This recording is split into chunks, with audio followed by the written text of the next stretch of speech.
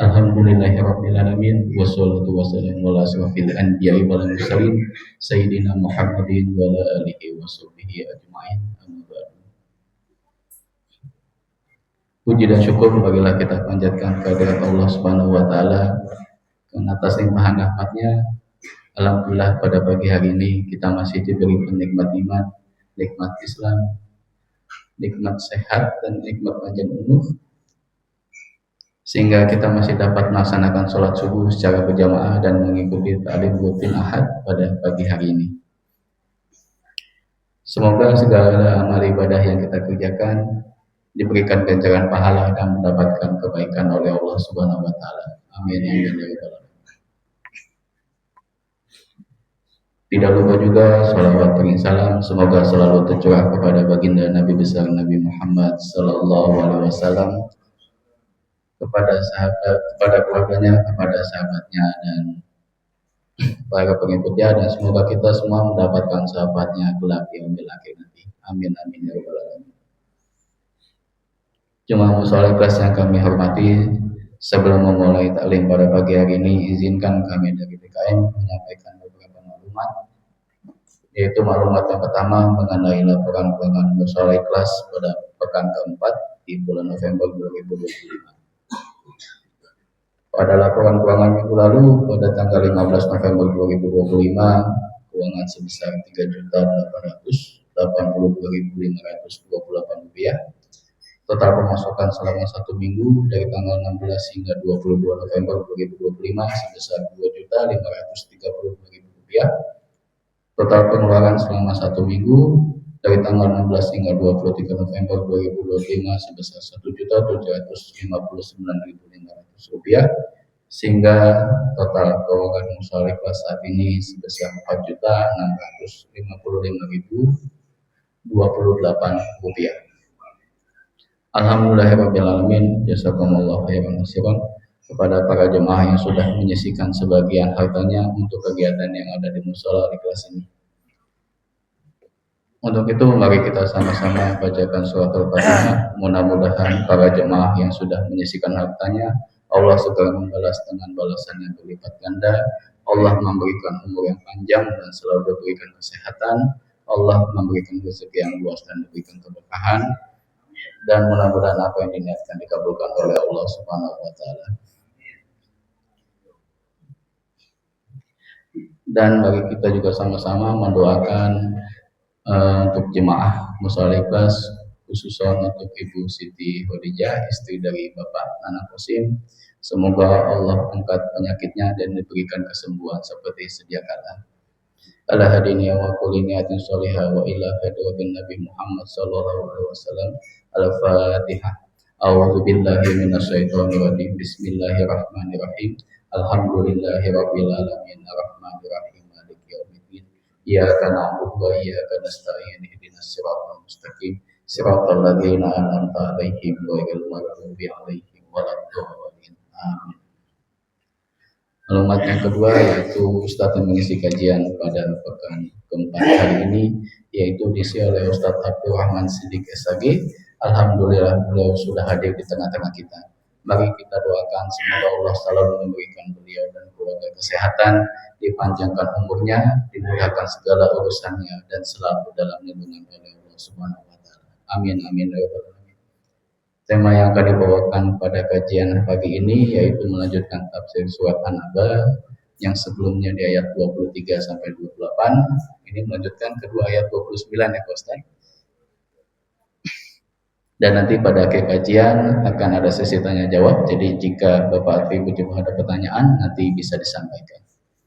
Demikianlah informasi yang dapat kami sampaikan. Lebih kurangnya kami mohon maaf. Mari kita sama-sama menyimak kajian yang akan dibawakan oleh Ustaz Abdul Rahman Siddiq SAG. Kepada Pak Ustaz, waktu dan tempat kami persilakan. Bismillahirrahmanirrahim. Assalamualaikum warahmatullahi wabarakatuh. Alhamdulillahi wa kafa wassalatu wassalamu ala sayyidil mustafa wa ala alihi wa sahbihi ahli sidqi wal wafa amma ba'du. Ketua DKM Masjid Al-Ikhlas beserta jemaah subuh rahimakumullah, Syukur selalu itu kalimat yang disampaikan setiap kali kita mendapatkan nikmat yang luar biasa. Nikmat yang kemarin atau tadi kita rasakan adalah nikmat tidur. Karena nikmat tidur adalah nikmat yang tidak akan pernah bisa digantikan dengan apapun. Karena memang hari ini Pak Haji Susilo dalam waktu seminggu ini waktu subuh agak lumayan ya di jam 4 lewat 6 menit. Kalau bukan orang-orang yang bersyukur atas nikmat sebelum bangun, maka tentu akan masih tidur. Kita paksain bangun sebagai bagian daripada untuk mensyukuri nikmat yang Allah berikan. Karena apa? Karena nanti akan tidur lagi ya. Bangun tidur lagi. Tapi hari ini namanya pejuang loh, pejuang kemudian jihad fisabilillah, orang-orang yang kemudian memanfaatkan waktu malam diantaranya subuh dengan sholat subuh berjamaah dan ada kajian.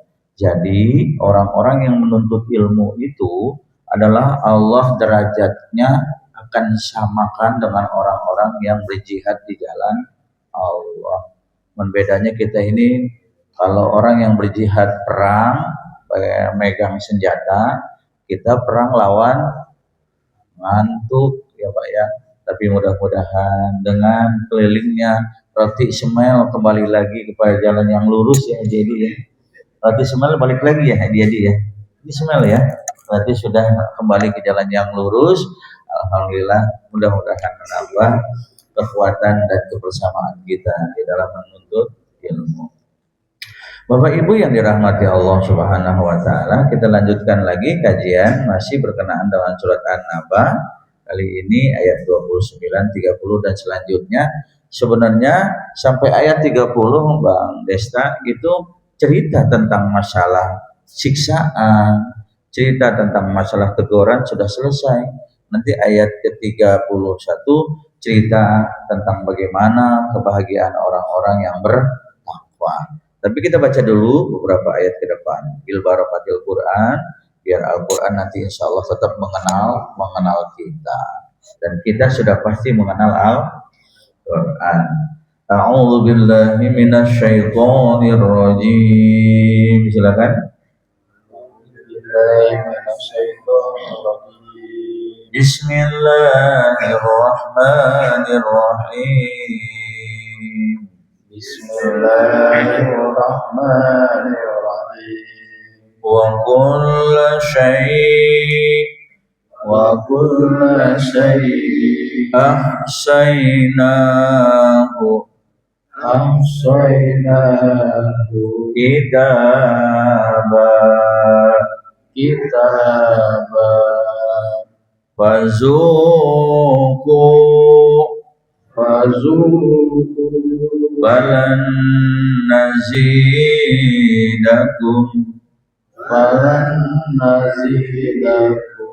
illa azaba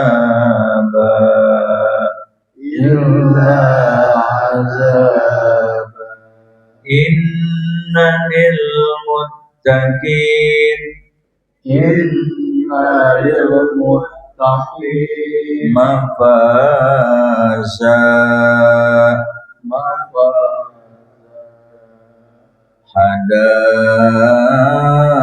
hadaiko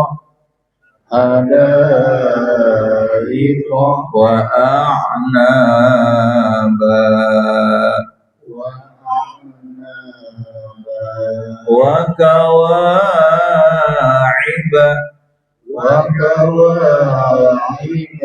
asraba wa ka'san dihaqa la yasma'un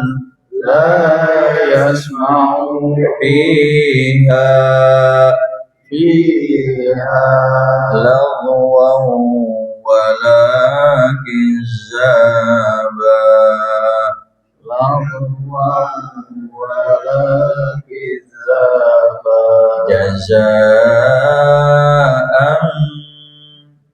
جزاء من ربك عطاء حسابا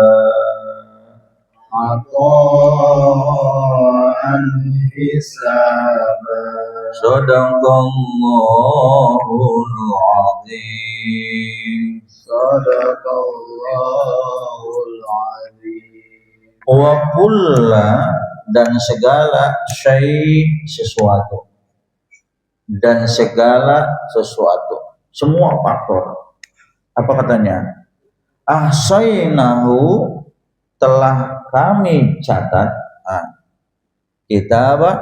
Dalam suatu catatan kitab amalan manusia. Oke. Dan segala sesuatu dari mulai kapankah catatan itu dimulai Pak Haji Budi? Dari mulai ketika manusia sudah memasuki masa disebut akil balik. Maka pelaksanaan ibadah apapun syaratnya akil balik. Puasa akil balik, sholat akil balik. Kan syarat wajib sholat akil balik, Pak. Ya, artinya akil balik orang ini sudah mempunyai pemahaman yang sempurna dalam melaksanakan tugas perintah Allah. Anak-anak belum. Makanya masa anak-anak itu masa pendidikan yang luar biasa. Punten Pak Haji Beni ya, dulu cerita istri saya. Itu kalau kemana-mana MTQ dibawa sama orang tuanya. Enggak belajar tentang qiraat wajib ini, enggak, dengerin aja. Enggak tahu itu namanya bayati ya Ustaz Endang ya. Jawabul jawab, sikah ros, enggak ngerti, denger. Setiap MTQ dibawa. Ini anak-anak kita nih kurang nih gitu loh, ya. Nah, sekarang anak kita dibawa udah pada gede kan? Bawa cucu. Nah iya, suka ada tuh aki-aki ini naik motor tuh pagi-pagi ke naik motor tuh gendong cucu, aki-akinya naik motor, bininya gendong cucu, ada lewat ke bidar ada ya. Iya udah ada itu kawan saya, jemaah Ali Al Ikhlas itu jalan-jalan naik motor, ada yang udah sekarang mah udah kebagiannya udah ngegendong cucu. Ya, kenapa nih gendong-gendong cucu? Susah tidur, makanya diajak naik motor supaya tidur. Sampai di rumah ditaruh pelan-pelan, bangun lagi. Wah ini kayaknya nih anak gede, udah gedenya nih udah jadi kayak Valentino Rossi nih, muter aja. Terus neneknya kemana, bapak emaknya kerja. Jadi ketika dibawa-bawa apa tuh anak dengerin. Makanya istri saya kan adalah basic Qoriahnya. Tapi suka nggak mau ngajar dia mah, Neng, ayo dia baca. Jadi dulu kan begitu sering kita dengar Muammar ZA, gitu senang ya. Muammar ZA Bu itu kalau baca Quran waktu muda itu dari A'udzu sampai Bismillah sampai waladolin, amin itu sekali napas. Kita udah kalau sekali napas setelah itu langsung dibawa ke Qadar ya Pak itu. Udah ngap udah Ustaz Endang walaupun Qori belum bisa tuh. Jadi aku mah bisanya dulu begitu ya, katanya diajak-ajak sama si Abah. Ada sekarang MTQ udah maaf lah ya. Udah nilainya udah nilai bisnis lah ya. Dulu MTQ ini betul-betul Pak. Makanya almarhum Abah tuh dulu namanya Ahmad Hudori. Ahmad Hudori nama aslinya. Karena sering ikut MTQ menang terus. Berapa kali mewakili Banten, Bali, menang terus tahun 62. Ini mah Pak Kiai kayaknya kalau Ahmad Hudori lagi nggak boleh, digantilah dengan nama Abdul Basit. Nah, Abdul Basit ternyata Qori dari Arab Saudi. Gitu Pak.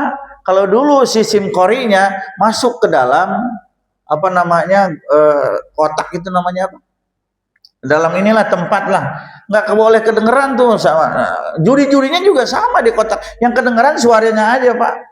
Dan hadiahnya dulu apa? Radio, mesin jahit. Dulu hadiahnya tuh nggak ada duit dulu mah.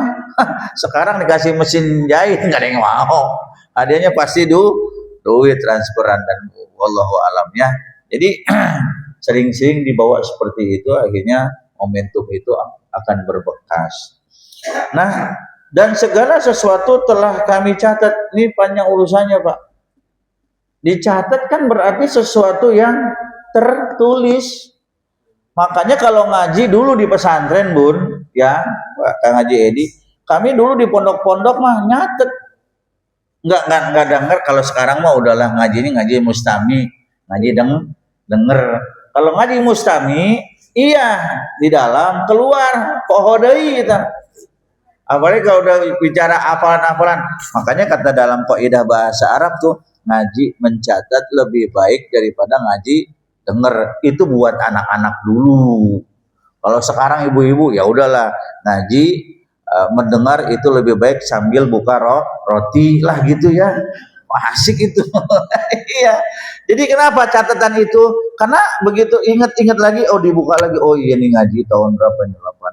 78, 79, 80. Oh ada catatannya ada. Makanya coretan-coretan almarhum Kiai Haji Abdul Basit itu saya suka buka lagi. Oh abah nih ngaji tahun 60. Kitab-kitabnya udah pada tua-tua. Ya udah nggak bisa diselamatkan karena pada hancur. Gitu Pak.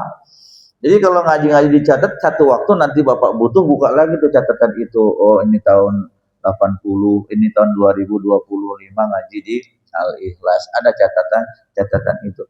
Ini ceritanya Bang Desta yang dicatat bukan lagi ngaji. Tapi yang dicatat adalah sesuatu perbuatan dan perkataan. Apa yang menjadi perbuatan dan perkataan? Menjadi amalan manusia. Kalau ayat di sini memang tidak ada secara real dan segala sesuatu. Nah, kalimat realnya itu Bang Desta segala sesuatu. Apa itu segala sesuatunya? Ya perbuatan yang perkataan. Telah kami catat. Jadi dari mulai Bapak dan Ibu mulai bangun tidur, apa kalimat pertama yang diucap? Tercatat.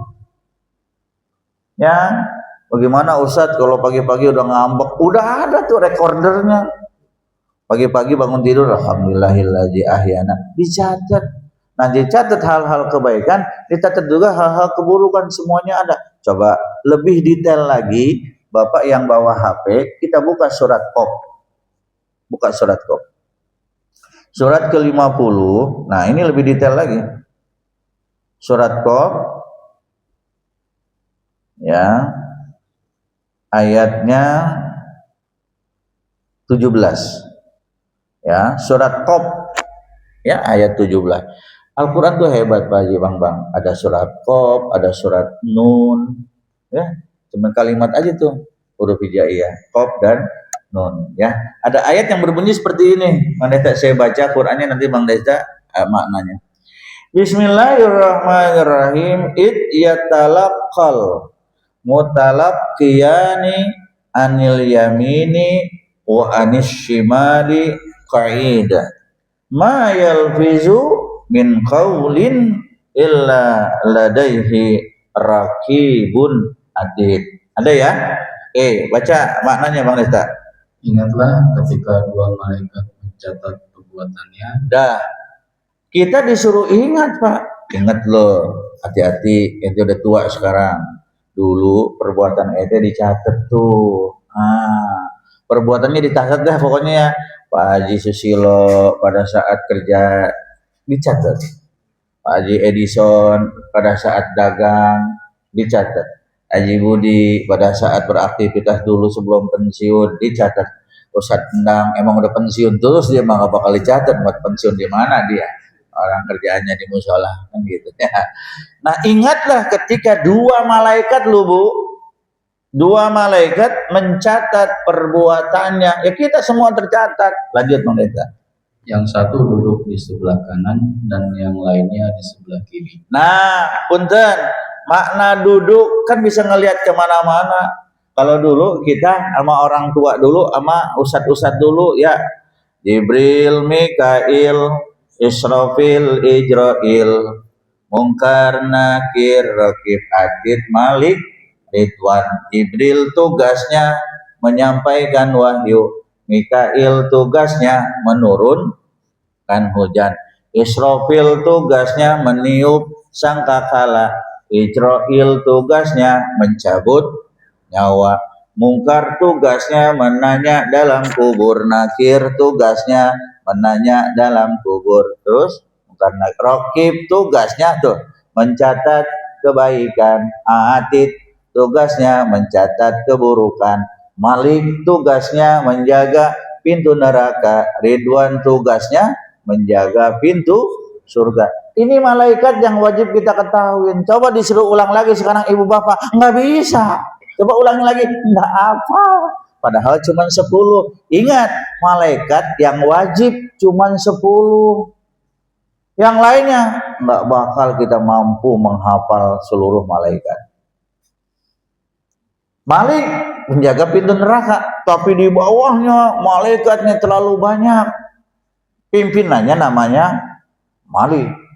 Ridwan penjaga pintu surga, bawahnya malaikatnya terlalu banyak. Jadi petugas-petugas Allah ini yang tahu jumlahnya hanya Allah. Maka selalu saya katakan Pak Haji Beni, mana banyakkan malaikat apa manusia, gitu aja. Kalau ini baru 2 nih.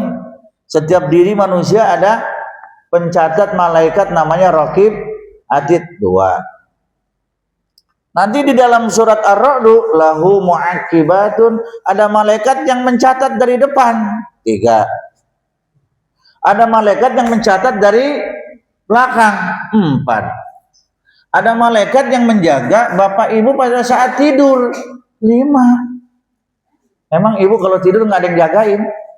Bu, ibu tidur dijagain sama suami? Enggak. Suaminya juga ikut tidur. Namanya bukan ngejagain. Bapak tidur dijagain sama bini? Enggak. Makanya pertanyaannya, siapa di antara suami istri yang tidurnya lebih dulu? Siapa bu? Bapak apa ibu? Dua-dua. Itu namanya menyelamatkan diri lah ya. Iya, pada saat kita tidur, maaf ya, ini tubuh siapa yang jagain? Maaf nih bu, lubang kuping ini kan gak ada tutupnya, gak ada yang jagain. Los-los aja nih lubang kuping. Lubang hidung, pernah tidur hidung ditutup sama kapas, takut kemasukan kecoa? Nggak pernah. Kalau tidur ditutup sama kapas, udah langsung Ustadz Endang umumin, innalillahi, mati lu. Iya betul ya bu, kita tidur aja. Yang paling heboh, mulut yang ngangaknya lebar, aman sampai sekarang. Haji Aris coba nih yang lebih agak sepuh nih, selama tidur dulu sampai sekarang, itu mulut kalau saat tidur ada yang masuk enggak? Enggak ada. Siapa yang jaga? Malaikat. Tapi malaikat pada saat ketika kita diwafatkan saat bangun tidur, nggak ikut campur tuh malaikat yang jaga. Begitu malaikat yang jaga selesai, pagi-pagi datang malaikat Israil. Tugas aneh mau nyambut dia nih. Nah, itu anak ada tugas dah. Anak nggak bisa lagi mampu untuk menjaga ini seseorang, karena makanya ada orang yang meninggal dari mulai tidur sampai subuh lagi meninggal dunia. Itu paling enak tuh meninggal. Ya, alhamdulillah. Nah, kita dulu bilang malaikat yang sebelah kanan, maaf ada di sini, kan? Sebelah kiri ada di sini.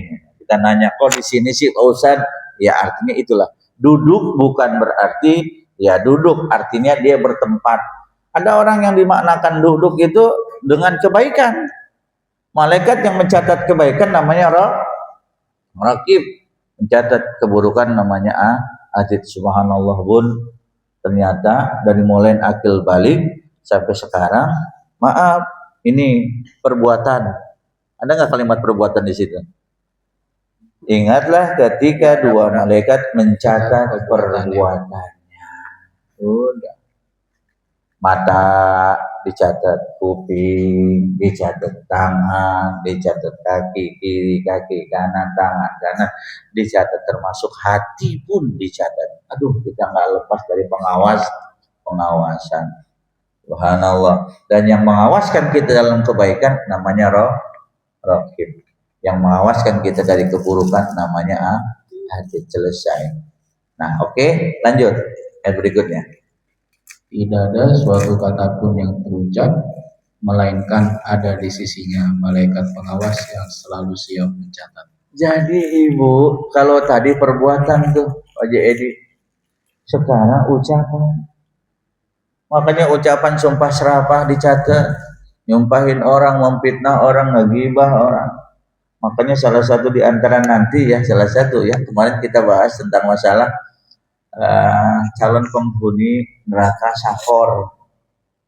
Ya, masalah kakum fi sakor, qalu lam nakum minal musallin wa lam nakun nut'imul miskin wa kunna nakhudul ma'al qaidin. Salah satu penghuni sakor itu adalah suka ngegibah, ngomongin orang, memfitnah orang. Makanya mulut nih hati-hati. Kalau pembahasan tentang masalah mulut sama Agim komplit dah. Hati-hati mulut, karena mulut itu tidak terucap kalau tidak ada dorongan dari hati. Makanya suka ada tuh, jagalah hati, jangan kau kotori, karena dengan hati itu timbul ucapan, akibatnya nanti actionnya dengan perbuatan. Makanya Bapak Ibu di sini kita mau lari kemana? Perbuatan dicatat, ucapan juga dicatat. Makanya perbuatan yang kemudian kali pertama ucapan bangun tidur, alhamdulillah, dicatat sebagai kebaikan. Makanya orang-orang yang ahli ibadah, ahli zikir, maka kalau kaget juga yang disebut astagfirullahaladzim, apalagi subhanallah. Tapi orang yang nggak pernah zikir nyebutnya udah perabotan disebutin semua. Kadang-kadang perabotan luar disebut, perabotan dalam juga disebut, udah perabotan keluar semua. Tapi kalau orang-orang yang biasa zikir kaget, astagfirullah, subhanallah, masya Allah, tabarakallah, la haula, itu. Tapi kalau udah yang nggak biasa zikir ya udah apa juga disebutin, haram jadah, haram jadil lo, ya bangkong, kodok, udah macam-macam disebutin. Iya masa Allah, ini tolong dicatat bahwa kita mau kemana. Tapi catatan ini bisa nggak terhapus gitu? Nah catatan udah ada nih ya Jibeni, catatan kebaikan jangan dihapus, tapi catatan keburukan yang dicatat oleh malaikat atid bisa nggak dihapus? Bisa. Bagaimana tuh perbuatan-perbuatan yang kemarin dicatat sebagai perbuatan yang dosa? Ya udah ganti dengan perbuatan yang baik. Mumpung kita masih itu aja. Makanya kata Allah, kata Rasulullah, ada dosa-dosa yang insya Allah bisa terhapuskan. Makanya dosa terbagi 3 nih. Pertama dosa kepada Allah. Dosa kepada Allah, ya udahlah ibu ya, dulu waktu masih gadis banyak perintah Allah yang ditinggalkan. Dulu waktu bapak masih pacaran sama ibu, kadang-kadang waktu dilupakan, Allah dilupakan. Yang penting ketemu sama si Neng, itu waktu waktu belum nikah dipanggilnya Neng, udah kawin dipanggilnya Nong. Iya iya, ngambek aja Neng nong begitu. Iya, Masya Allah, itu indah. Sekarang mah Pak punten lah ya, saya ketemu nanti dalil tentang masalah manusia awalnya kuat, kemudian lemah, kemudian syaibah, yaitu beruban. Kalau udah beruban semuanya beruban, rambut beruban, rambut kepala beruban, rambut alis beruban, rambut kumis beruban, kan gitu ya. Jujur nih Bapak ya, kita jujur dah. Ini dari Pak Haji Oon terus sampai Haji Aris nih, sampai Haji Beni, ini kalau kumisnya sama jenggotnya ada putih semua. Haji Susilo udah putih semua dia, udah aja begitu putih, cukur, putih cukur, udah kelihatan. Ada Haji Kris udah kelihatan, udah pasti putih. Saya juga sama, sudah mulai putih, tapi ya udahlah, kelihatan, maaf ya, bersihnya seperti ini, seperti itulah. Bagi yang ingin berjenggot, lanjutkan. Bagi yang ingin berkumis, lanjutkan. Bagi yang tidak ingin berjenggot dan tidak ingin berkumis, juga lanjutkan, Pak. Penampilan Bapak itu pertama kali yang dilihat adalah oleh istri. Istri kadang-kadang, ayah, kumisnya kayak pagar masjid gitu, Pak. Udahlah, bersyukur lah. Ada yang ke atas, ke bawah, malah melintang. Udahlah, yang bersih aja gini gimana? Nah, ini namanya suamiku ganteng. Ini kan buat istri. Betul aja Haris? Gitu. Nah, Kita balik lagi, tapi ada ayat yang luar biasa. Ini catatan loh. Ini catatan perbuatan dan perkataan.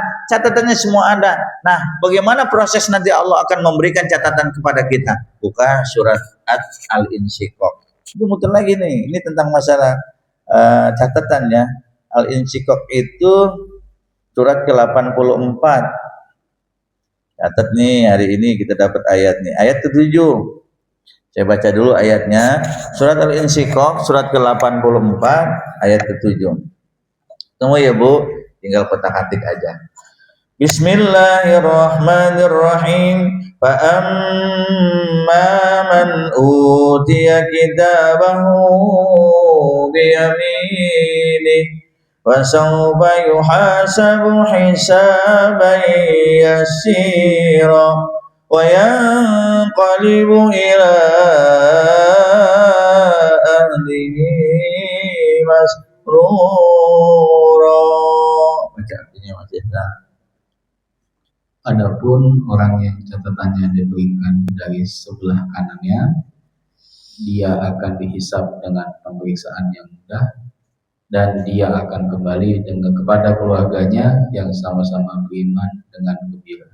Nah, jadi gini Bu, pada catatan ini kan ada, nanti kan dikembalikan lagi kepada Bapak dan Ibu. Nah, ada orang yang catatannya yang diterima dari sebelah kanan, karena identik kanan itu dengan kebaikan. Bagaimana caranya? Posisinya gini nih, kalau boleh saya maaf ya, perumpamakan ayat ini, nanti Bapak dan Ibu berdiri di mahsyar, di mana di sana kita akan menerima catatan sebelum kita masuk ke surga atau ke neraka. Itu ada prosesnya. Dan prosesnya ketika kita dihisab, Qur'annya yang jelasin Mas Desta. Quran yang jelasin. Makanya Quran itu sesuatu hal yang luar biasa. Dia menceritakan sudah kejadian yang dulu diceritakan tentang kisah Nabi Allah Adam di Quran ada. Dan Quran sedang menceritakan saat ini ketika kita sedang merasakan sesuatu. Dan yang paling hebat lagi Haji Marlan, Quran menceritakan kronologis kiamat dan kronologis tentang masalah hisab. Jadi begini jalannya ceritanya begini. Sebelum nanti kita masuk ke fariqum fil jannah wa fariqum isair. Sebelum kita masuk ke dalam surga, sebelum kita masuk ke dalam neraka, Allah memberikan proses tentang masalah keadilan. Nah, kemana saya ada yang nanya ya, Pak Ustadz, Allah kan udah tahu nih yang meninggal orang Islam. Kenapa di dalam kubur mesti ditanya? Juga kan yang perlu ditanyakan orang-orang yang tidak beriman kepada Allah. Orang Islam kan sudah beriman, ngapain ditanya lagi? Saya jawab, itulah keadilan Allah. Di dunia Allah sudah memberikan konsep keselamatan. Siapa yang mau pakai? Ketika kemudian dia mau pakai, ditanya oleh malaikat Munkar Nakir, dia akan bisa menjawab karena jawabannya sudah ada di Quran. Ditanya. Orang kafir ditanya juga. Disitulah alaihissallahu biahkamil. Aku tuh hakim yang seadil-adilnya. Semua ditanya. Islam ditanya, non Islam ditanya, agama yang percaya kepada animisme, dinamisme, pagan, semua ditanya. Siapa yang bisa jawab? Maka orang yang bisa jawab itu orang yang bahagia. Siapa yang memberikan informasi? Adalah Rasulullah Shallallahu Alaihi Wasallam. Sebab tanpa informasi dari Rasul kita tidak kenal yang namanya Al-Quran. Gitu Pak. Makanya Allah memberikan, nih gua anugerahin tuh Nabi, dia akan membawa kemaslahatan buat kalian semua. Tapi berapa banyak orang-orang yang kemudian tidak mau mendengar apa yang disampaikan oleh para nabi. Malah nabi dimusuhi, malah para nabi-nabi terdahulu bukan hanya dimusuhi, tapi juga dibunuh, difitnah dan segala-galanya. Jadi ketika kemudian maaf ya, saya yakini aja dah, mudah-mudahan kita ini yang hadir di sini akan menerima amalan catatan dari sebelah kanan. Itu aja. Karena saya ngelihat nih, saya kan ketemunya bapak-bapak udah pada pensiun, nggak tahu ketemu kemarin di kantor masing-masing, walau urusan bapak. Nah, bagaimana caranya? Tadi yang saya katakan, kalau bapak dan ibu bermasalah dengan Allah, gampang jawabannya. Fasabbih bihamdi rabbika wastaghfir innahu kana sesungguhnya Allah Maha penerima taubat. Karena Allah tahu bahwa kalian pasti akan berbuat salah kepadaku. Maka berbanyak tasbih dan istighfar. Rasulullah beristighfar dalam sehari berapa Ustaz? 100 kali. Kita sholat 3 kali. Kali berapa? Kali 5 ya. 5 kali 3 jadi baru 15 kali. Sementara Rasulullah dalam sehari 100 kali. Kok Rasulullah beristighfar 100 kali? Apakah Rasulullah berdosa? Maaf, Rasul tidak berdosa, hanya pernah melakukan kesalahan. Kalau kita sudah berdosa dan kemudian kita salah, ya, bandel. Mana ayat Rasulullah sudah mendapat jaminan ampunan dari Allah, walaupun Rasulullah tidak beristighfar, Bu Haji Beni. Maka Rasulullah beristighfar. Kenapa beristighfar? Ngajarin kita sebenarnya. Umatku, kalian pasti akan punya dosa. Halo, umatku, kalian akan punya dosa. Beristighfarlah kepada Allah. Begitu. Makanya fasabbih biham, bertasbih. Aturan tasbihnya juga Kang Anton ada. Mana aturan tasbihnya? Ada di dalam beberapa ayat. Pertama, bertasbihlah kepada Allah. Maaf, menjelang matahari terbit. 1. Kapan tuh menjelang matahari terbit, Pak Gunawan? Subuh. Bukan subuh, setelah subuh. Ya, jadi terbit. Jam berapa terbitnya? Sekarang jam berapa terbit? Suruk, waktu suruk. Itu tasbih itu. Udah, tasbih itu artinya mengingat Allah, mengagungkan Allah. Apa yang kemudian diajarkan Rasulullah pada tasbihnya? Subhanallah, alhamdulillah, wala ilaha illallah, Allahu akbar, wala haula wala quwata illa billahil aliyil. Di situ Pak, menjelang terbitnya mata bertasbih, nggak ada yang lain dah, tasbih. Itu begitu tuh perintahnya. Yang kedua, ketika matahari insya Allah terbenam. Jam berapa tuh? Terbenam, 5:30 juga ada tuh. Udah diam aja bertasbih, subhanallah, alhamdulillah. Yang ketiga, ketika Bapak mau tidur, awali tasbih, baru ikutnya dengan doa. Maka walantar doa, maka orang itu akan mendapat kebahagiaan. Tasbih. Nah, kemudian kapan istighfarnya Pak Gun? Istighfarnya setelah sholat gitu. Astagfirullahaladzim. Kalau mau ditambahin ulama boleh, kalau enggak istighfar cukup itu aja. Kadang-kadang ada ulama yang pinter Pak Haji Beni suka nambahin astagfirullahaladzim wa liwalidayya wa lijami'il muslimina wal muslimat wal mu'minina wal mu'minat al ahya'i minhum wal amwat. Pendek aja Pak Ustaz lah, astagfirullahaladzim, astagfirullahaladzim. Boleh. Kita merasa kita berterima kasih kepada orang tua, ikutin di wali-walidaya. Kapan lagi kita ngedoain orang tua untuk ampunan? Nah, doa-doa yang kemudian kita panjatkan untuk orang tua yang berdosa ketika dia semasa hidup, akankah terhapus? Akan, Bu. Karena ibu bapak berdoa termasuk kategori awaladin soleh, anak yang soleh. Itu Pak. Makanya Rasulullah itu dijamin ya, Bang Desta, oleh Allah dimaafkan kesalahannya. 1, saat dia dulu muda, saat dia dakwah, saat dia sudah tidak ada, maka dia sudah mendapat jaminan ampunan dari Allah. Mana ayatnya Bu? Ibu hafal dong. Inna fatahna laka fatham mubina. Terus liyaghfira lakallahu ma taqaddama min zambika wa ma ta'akhkhar wa yutimma ni'matahu 'alaika wa yahdiyaka siratan mustaqima wa yansurukallahu nasran aziza. Itu ayatnya, Pak. Liyaghfiralakallah, aku sudah memaafkan kesalahanmu yang lalu, yang sekarang. Rasulullah sudah wafat Pak Jimalan, tapi Allah maafkan juga. Jadi yang lalu, yang sekarang, dan yang akan datang. Kita siapa yang ngejamin? Makanya punten Bu, Pak, gampang aja. Kalau istighfar kita ingin dikabul oleh Allah, ikut sertakan Rasul. Bagaimana caranya? Bersolawat dulu, baru beristighfar. Allahumma sholli ala sayyidina Muhammad. Makanya tadi pada saat doa, saya selalu mengucapkan salam buat Rasul. Assalamualaikum ya Rasulullah. Assalamualaikum ya Habiballah. Assalamualaikum ya Nurullah. Assalamualaikum ya Nurul Mustafa Sayyidina. Setelah itu Bapak baru astagfirullah. Jadi Rasul diikutkan. Karena apa? Karena manusia yang sudah dijamin ampunannya oleh Allah hanya Rasul.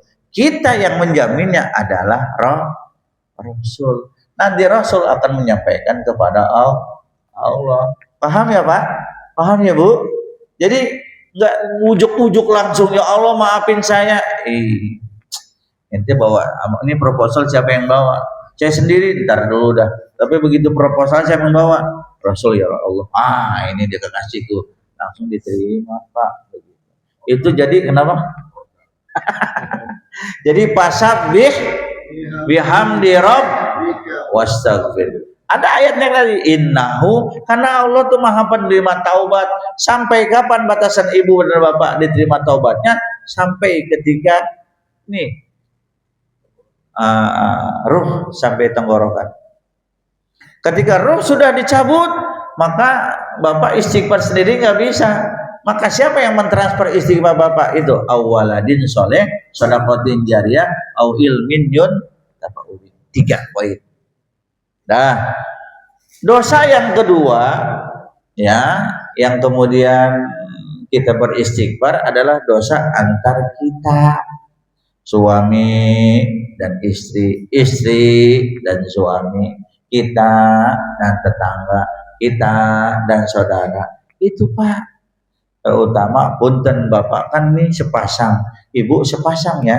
Awalnya ibu sendiri, bapak sendiri, sekarang nikah menjadi berdua, punya anak 3, tiga-tiganya sudah kawin, keluar dari rumah tinggal berdua. Setelah berdua, nanti di antara berdua ada yang duluan. Tapi ingat, ketika bapak di antara berdua ada yang duluan, tidak akan pernah hilang di antara bapak berdua adalah siapa? Tetangga. Ya ntar dulu ceritanya, jangan hilang habis. Tetangga hilang juga, mati juga, iya. Nanti begitu tetangga meninggal, datang lagi tetangga baru, nggak hilang Pak, kecuali hari kiamat selesai. Makanya kita butuh tetangga. Tetangga yang mana? Baik tetangga muslim ataupun non muslim, itu tetangga. Sampai Rasulullah memberikan ini loh, apa namanya, apa istilahnya, syarat. Ente mau termasuk orang beriman nggak? Mau ya Rasul. Ente termasuk orang yang yakin akan hari kiamat? Mau ya Rasul. Apa ya Rasul syaratnya? Muliain tetangga ente. Itu doang minta Rasul. Ente punya makanan, kasih. Ini kadang-kadang terbalik ya Bun, maaf. Orang muslim punya makanan dikit nganterin ke kita. Dan orang muslim punya durian seabrak-abrak boro-boro dianterin tuh durian. Tinggal kelihatan baunya doang sama kulitnya bilang, wah Haji Ono makan durian, pantesan baunya ke rumah saya kemarin. Nasi mah enggak. Kita tuh jadi tetangga lu.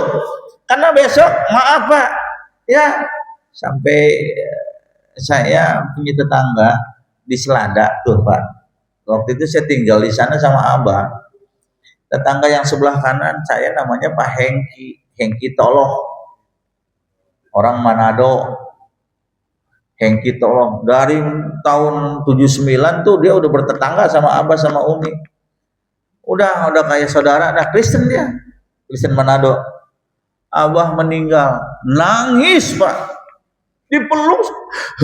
Abah tuh baik man, nangis udah kayak anak, udah kayak sahabat, nangis dia. Umi meninggal, enciknya yang nangis luar biasa. Tapi tetangga yang lain mah biasa aja, nggak ada yang nangis ya. Wah, kenapa? karena sudah berakar sama si Umi, sana Umi berakar sama si Abah. Jadi Abah meninggal, Pak Hengkinya nangis. Makanya saya sampai sekarang punten Bu, kalau ada lebaran-lebaran ya, ada kain-kain, saya kasih ke rumah Pak Hengki. Oh, Assalamualaikum. Saya nggak Assalamualaikum, orang Kristen ya. Om, apa kabar? Man, nih Om ada kain. Makasih ya Man, kita kasih kain karena dia sahabat Abah, walaupun dia agamanya maaf Kristen. Ini luar biasa.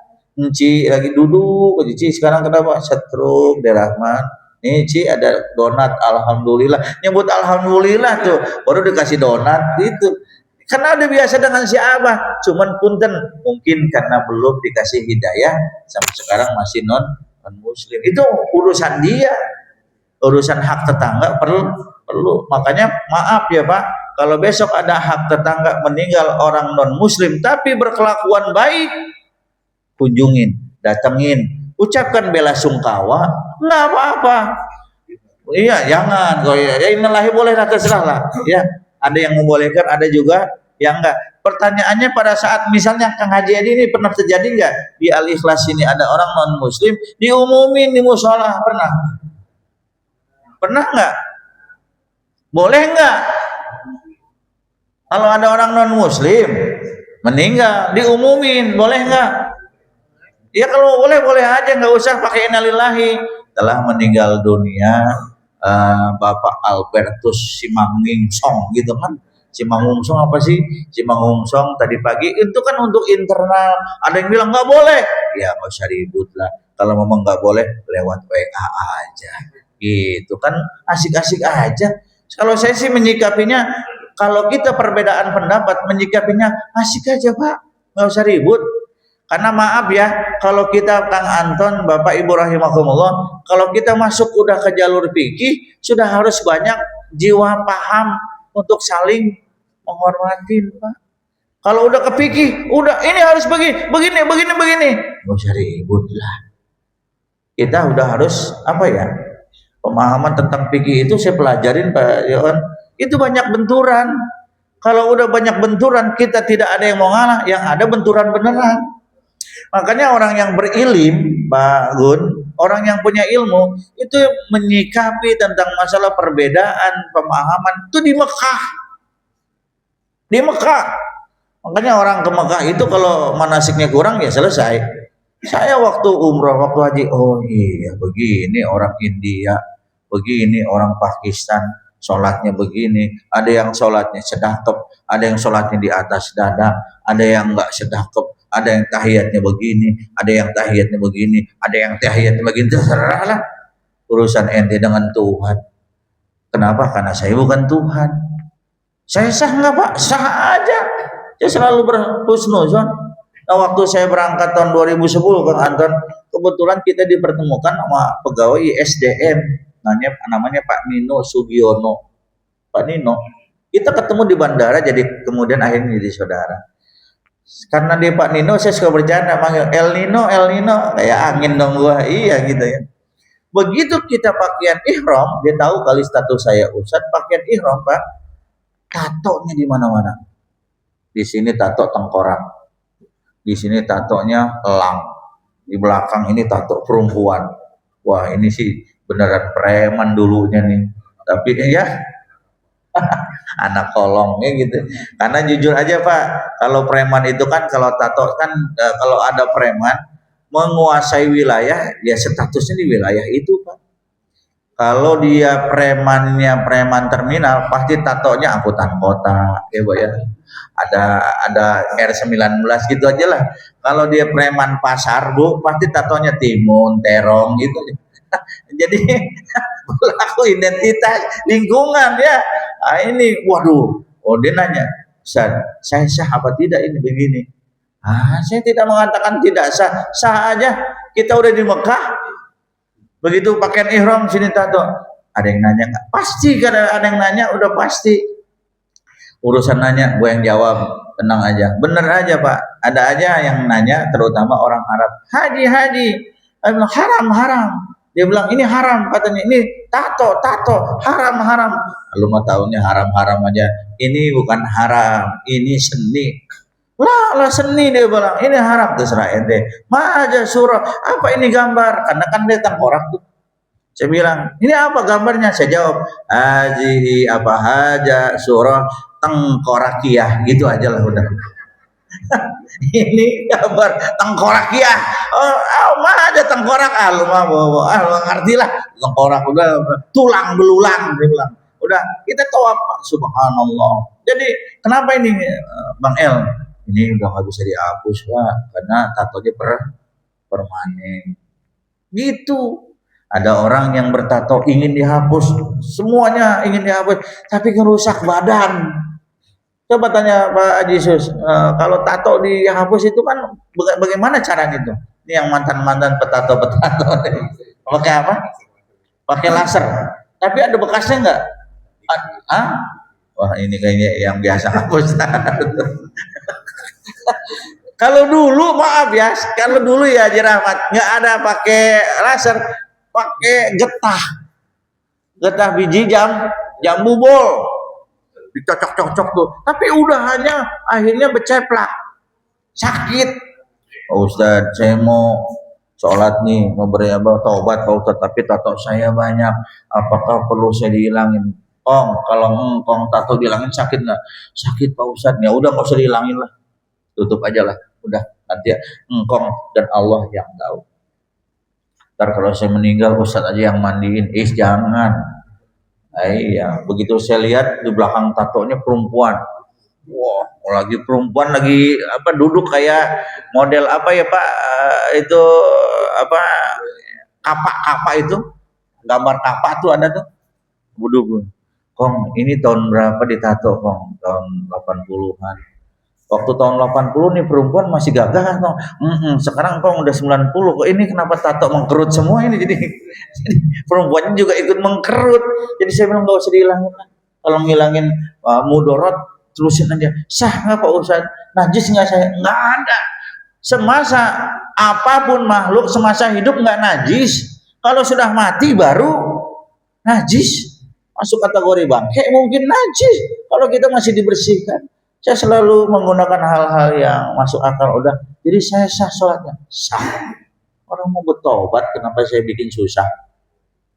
Ingat nggak Pak cerita kasus ketika 99 orang dibunuh? 99 orang dibunuh. Nih orang mau tobat nih. Ya Allah banyak amat gua ngebunuh orang, tobat dah. Gitu. Datanglah orang ini tobat dia datang ke Ustadz Endam. Pak Ustadz, ada apa? Saya ini udah 99 orang ngebunuh, terus saya mau taubat. Ustadz, nang jawabannya nggak bikin dia puas. Nggak bisa, udah kebanyakan.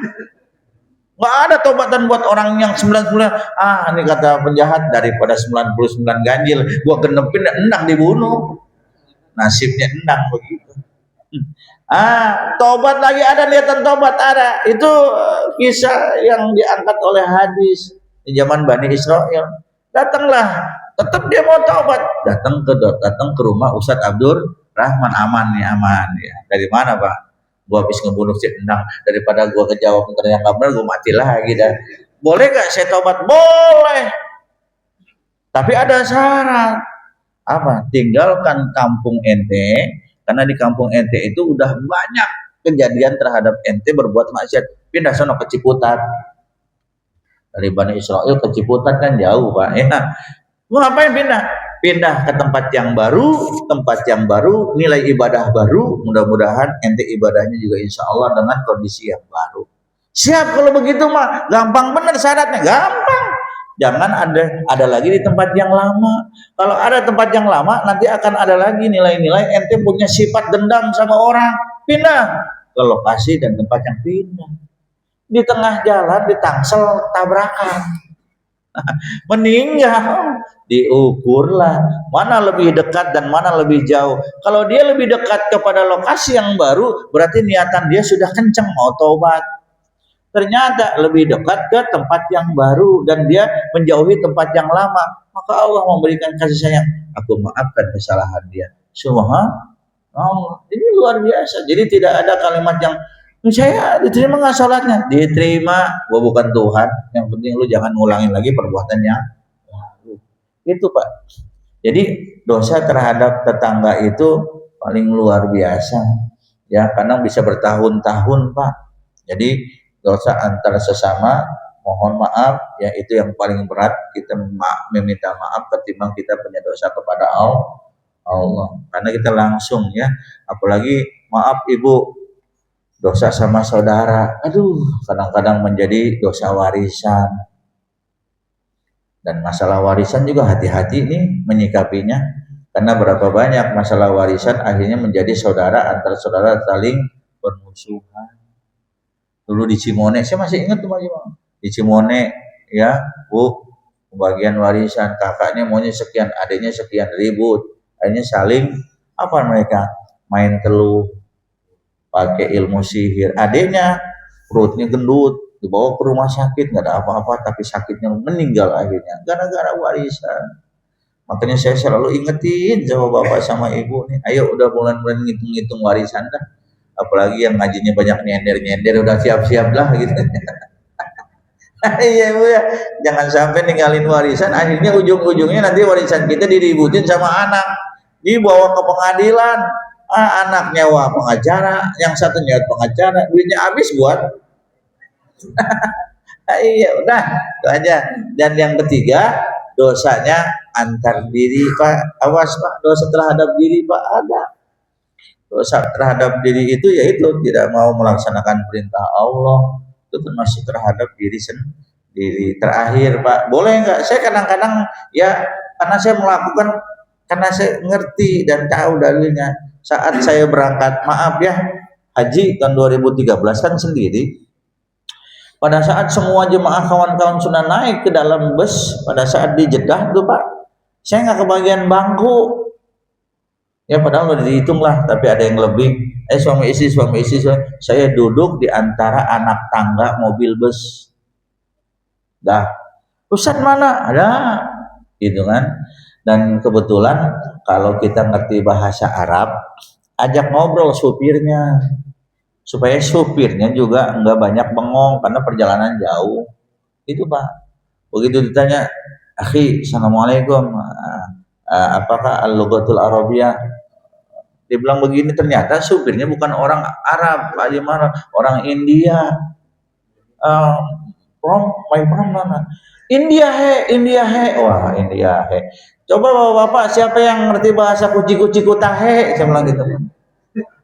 Apa itu Ustaz? Orang India nih, nggak bisa jadi supir-supir apa cabutan di. Saya bilang English. No, yes English. Ya udah, saya bilang dah English saya acak-acakan. Saya bilang taunya yes no aja. Teman-teman ada kawan yang Inggrisnya lanjut, ngobrol tak berdua. Nah, gitu. Kalau bahasa gue yang maju, kalau yang English maju ya udah.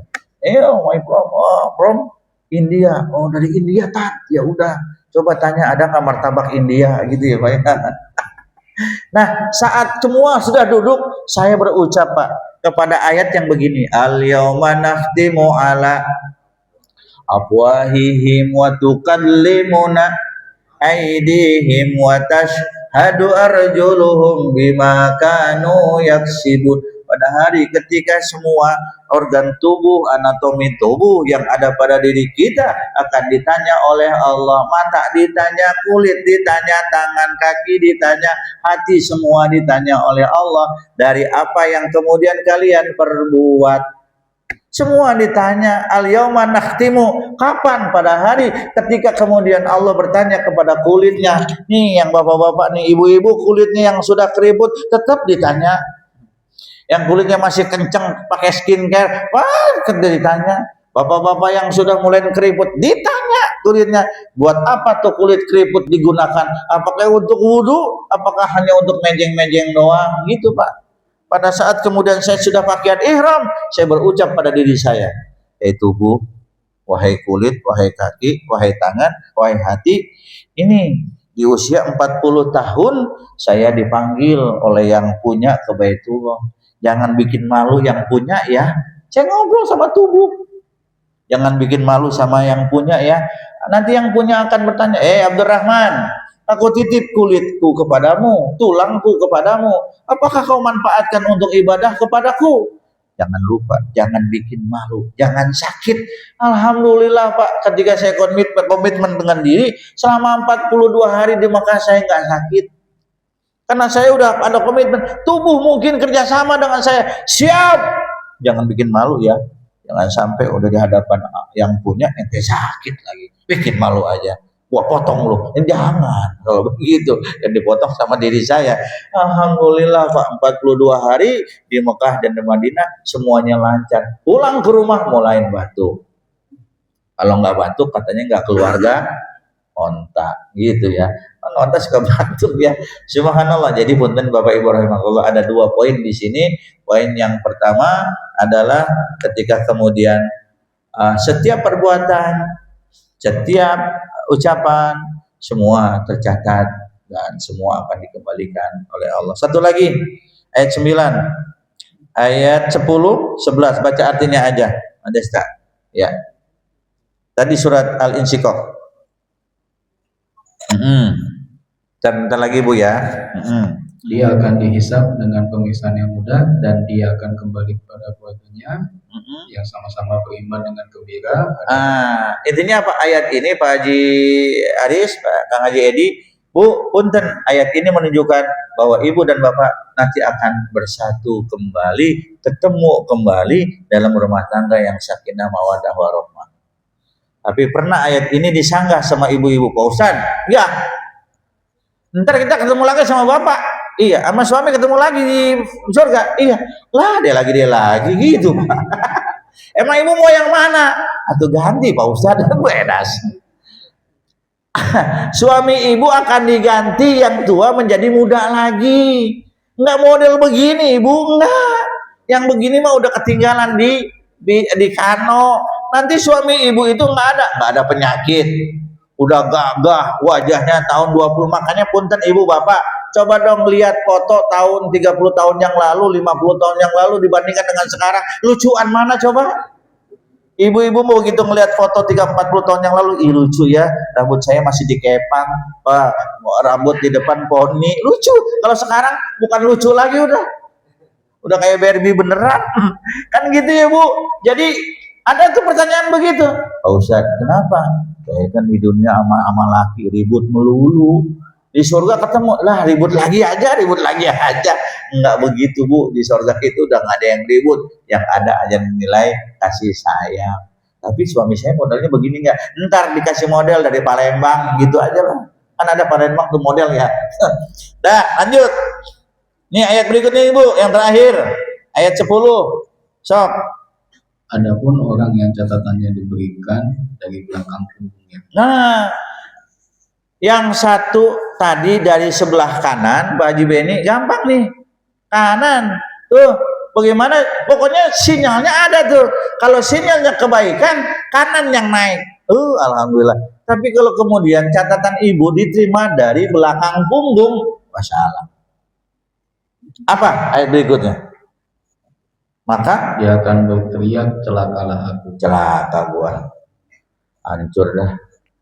Kenapa lo? Nih tangannya bergerak sendiri, bukan maunya dia. Tangan bergerak nih karena catatannya ada sinyalnya, ada nomor pinnya, pin belakang, ambil dia tuh. Wah, ya lu dari mana? Gua dari kiri, dari belakang. Dia menjawab, yaum apa saufa yad'u subur, celaka gua. Udah repot dah. Dia sendiri bilang celaka. Lanjut. Dia akan memasuki neraka syair yang menyala-nyala. Nah, jadi kalau ibu nanti sebelah kanan, udah nanti diperiksa. Siapa nih? Haji Bang. Oh, ada tuh sinyalnya. Kanan, masuk. Oh, kalau diperiksa total Pak Haji Bang, Pak Haji Kris babak belur, kita nggak ada yang selamat. Makanya ayatnya tadi tuh, lihat ayatnya di sana. Wayan qolibu, apa ayat sebelumnya, fasaufa yuhasabu isabai yasir, maka dia akan diperiksa dengan pemeriksaan yang mudah. Siapa nih? Haji Susilo. Oh, udah masuk. Haji Malang masuk udah. Endang, coba tahan. Maaf Ustaz, maaf. Ini bukan endang yang ini, bukan ya. Endang yang lagi ditahan. Nah ya, tahan dulu yang lain masuk ditahan. Kenapa lo? Ini urusan bagaimana urusan musola kali. Urusan ngitung-ngitung tromol gimana dang? Jujur, ini ada yang lolos gitu pak. Tunggu dulu ya, gitu. Jadi begitu diperiksa. Tapi kalau diteliti secara detail, nggak ada yang selamat kita pak. Udah jujur. Tapi begitu ngelihat di sebelah kanan, Allah innahu kana tawwaba, dengan kemudahan masuk. Akhirnya endang dibawa juga sama Susilo. Ada masuk aja sekalian. Itulah dia maknanya kalau duduknya berdampingan setiap pengajian gitu. Saya kira ini yang bisa saya sampaikan. Terima kasih sebelumnya ditutup. Sebelum saya tutup, mangga. Ya, terima kasih Pak Ustadz untuk kajian yang tadi disampaikan. Jika ada pertanyaan dari Bapak atau Ibu terkait materi yang tadi disampaikan, kami persilakan.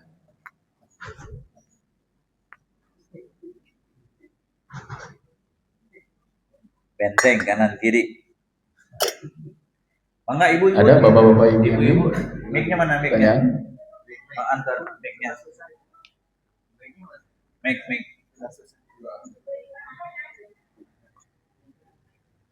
Yang mau tanya? Apa katanya? Kok balik lagi tuh mic? Mau ada acara?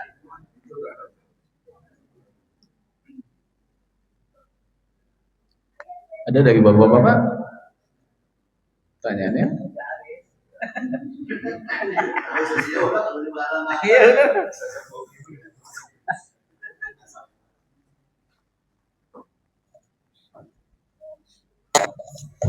Assalamualaikum warahmatullahi wabarakatuh. Tadi mungkin saya sudah banyak mendengar masalah Nabi, masalah malaikat. Yang saya pertanyakan gini Pak Ustadz. Mungkin sejak kecil saya sudah banyak mendengar bahwa Jibril memberikan wahyu.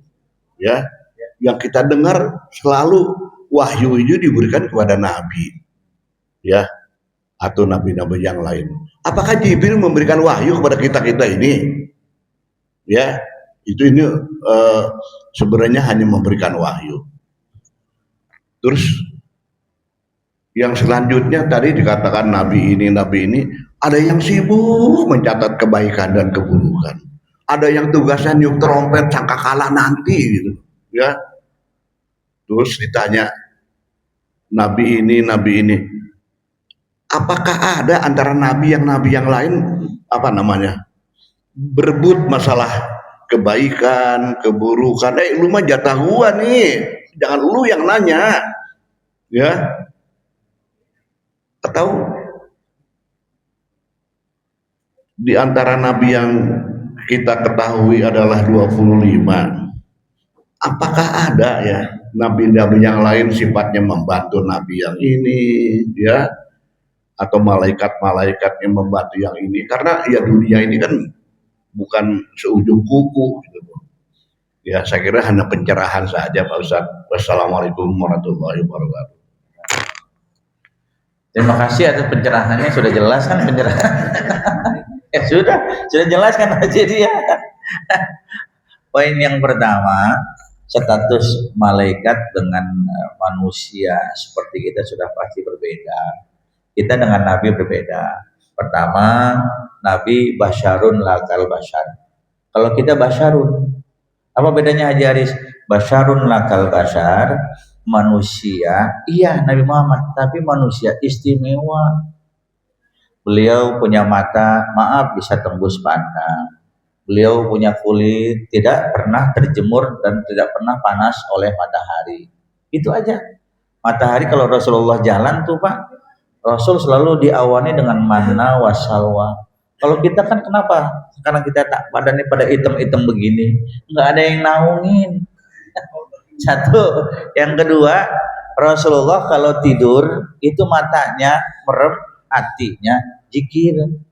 Kalau kita tidur mata merem, hati bablas, maka status malaikat memberikan wahyu kepada Nabi karena memang sinyalnya nyambung.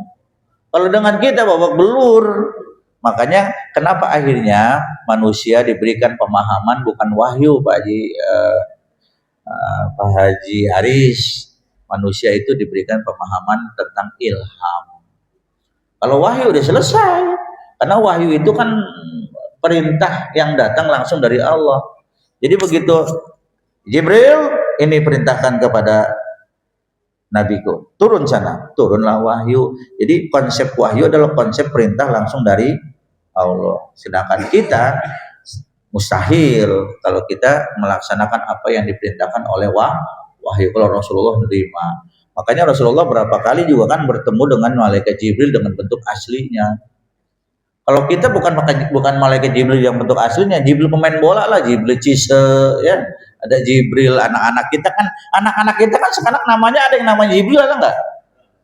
Ada Mikail, ada. Makanya anak-anak kita sekarang tuh ada semua nama Malik, ada Malik, si Ridwan ada, si Mungkar ada. Cuman ada satu malaikat yang nggak berani anaknya yang dikasih nama ini, nggak ada yang berani. Ijroil, itu aja. Lu jangan deketin sama si Ijroil lu, ntar lu mati lu gitu. Setan ada Pak, iblis ada Pak, nama-nama setan ada, iblis ada. Jadi konsep yang pertama, wahyu perintah dari Allah diturunkan oleh Allah kepada Jibril dan kepada manusia yang disebut basyarun lakal basyar, manusia yang bukan manusia biasa. Yang kedua, akan ada nggak Nabi dengan satu yang lain saling mendukung? Ada.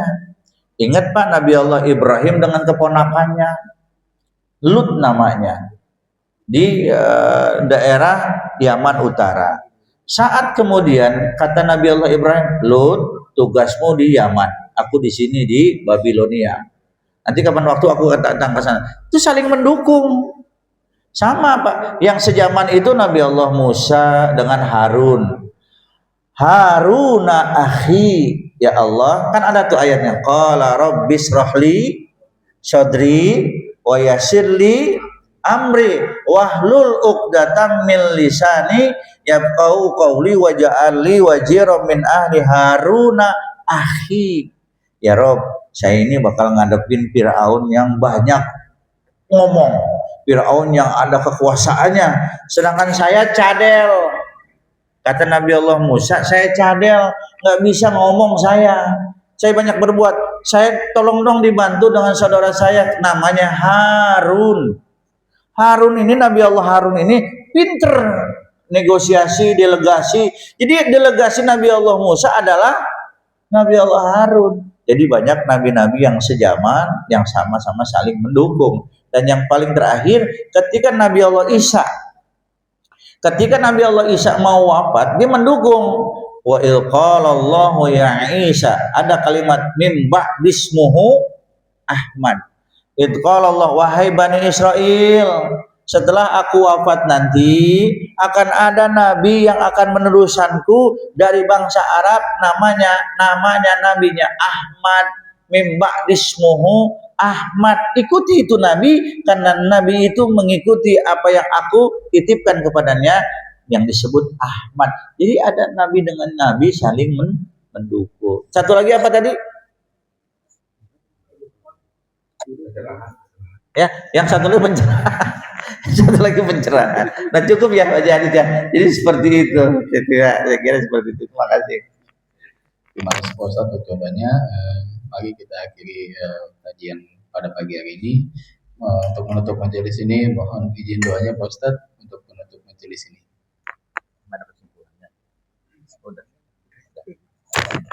Alhamdulillah Bapak Ibu rahimakumullah, kita masih diberikan kesempatan panjang umur. Mudah-mudahan wasilah pengajian ini Allah akan pertemukan lagi kita dengan bulan Jumadil akhir, bulan depan. Habis Jumadil akhir Rajab, habis Rajab Sya'ban, insyaallah Ramadan. Berarti Ramadan tinggal 2 atau 3 bulan lagi. Panjang umur selalu sahabatku, panjang umur selalu jamaah Al-Ikhlas. Semoga sampai Ramadan Allah perkenankan kita bertemu lagi. Al-Fatihah. A'udzubillahi minasyaitonirrajim. Bismillahirrahmanirrahim. Alhamdulillahirabbil alamin arrahmanirrahim maliki yaumiddin iyyaka na'budu wa iyyaka nasta'in ihdinas siratal mustaqim siratal ladzina an'amta 'alaihim ghairil maghdubi 'alaihim waladdallin amin. Rabbana taqabbal minna innaka antas samiul alim wa tub alaina innaka antat tawwabur rahim. Rabbi zidni ilman warzuqni fahma. Rabbi zidni ilman warzuqni fahma. Wa sallallahu ala sayyidina Muhammadin nabiyil ummi wa ala alihi washabihi wasallam walhamdulillahi rabbil alamin. Terima kasih. Assalamualaikum warahmatullahi wabarakatuh. Terima kasih untuk kehadiran Bapak Ibu sekalian. Semoga Allah memberikan kesehatan dan kelancaran buat kita agar nanti insya Allah di minggu depan kita masih bisa mengikuti kajian rutin ahad yang diadakan oleh PKI Musaliklas. Mari kita tutup kajian ini dengan doa kafaratul majelis. Subhanakallahumma wa bihamdika asyhadu an la ilaha illa anta astaghfiruka wa atubu ilaik. Wassalamualaikum warahmatullahi wabarakatuh.